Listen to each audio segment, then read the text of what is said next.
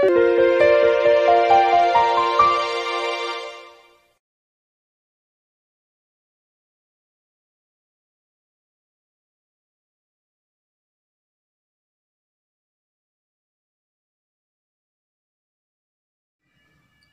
बच्चों, पिछले दिन आप लोग व्यंजन संधि का अध्ययन कर रहे थे, जिस कड़ी में आपने व्यंजन संधि के 5 भेदों का अध्ययन किया।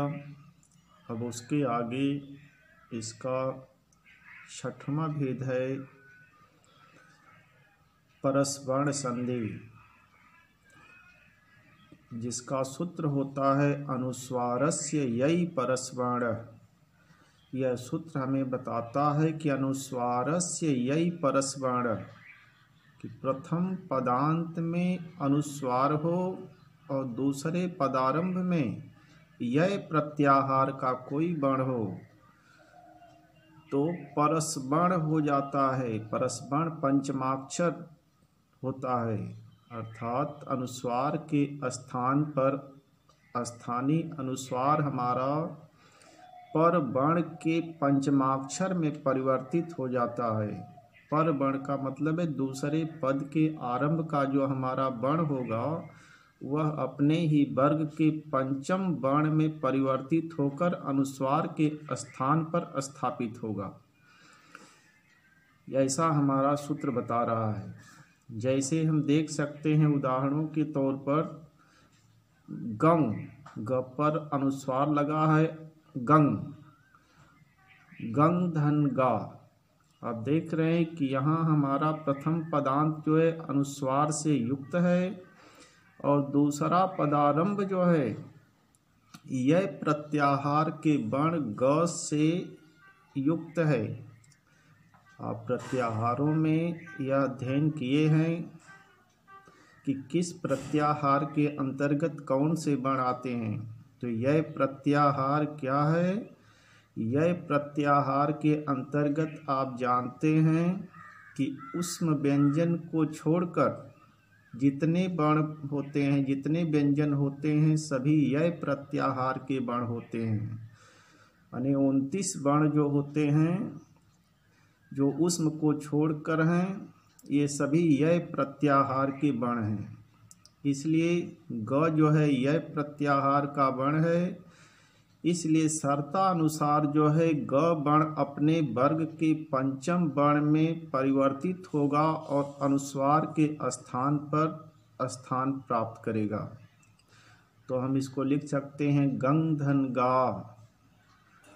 अब ग का क वर्ग का वर्ण है ग, इसका पंचमाक्षर होगा अंगा, इसलिए अनुस्वार के स्थान पर हम अंगा लिखेंगे और गंग धन गा बराबर बनेगा गंगा।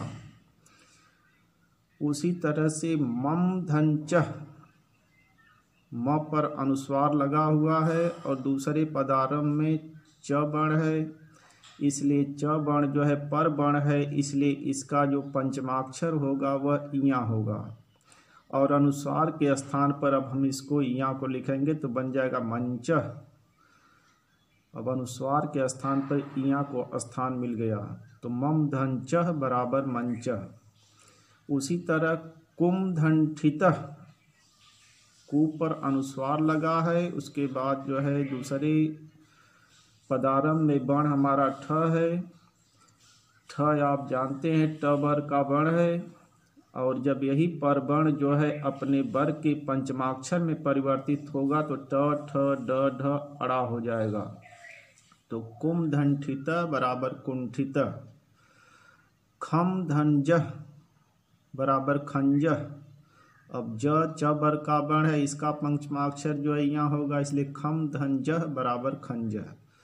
तो इस तरीके से हमारे इस सूत्र के शर्तानुसार अनुस्वारस्य यई परस्वर्ण होगा। प्रथम पदांत में अनुस्वार हो और दूसरे पदारंभ में यय प्रत्याहार का कोई वर्ण हो तो हमारा अनुस्वार जो है पर वर्ण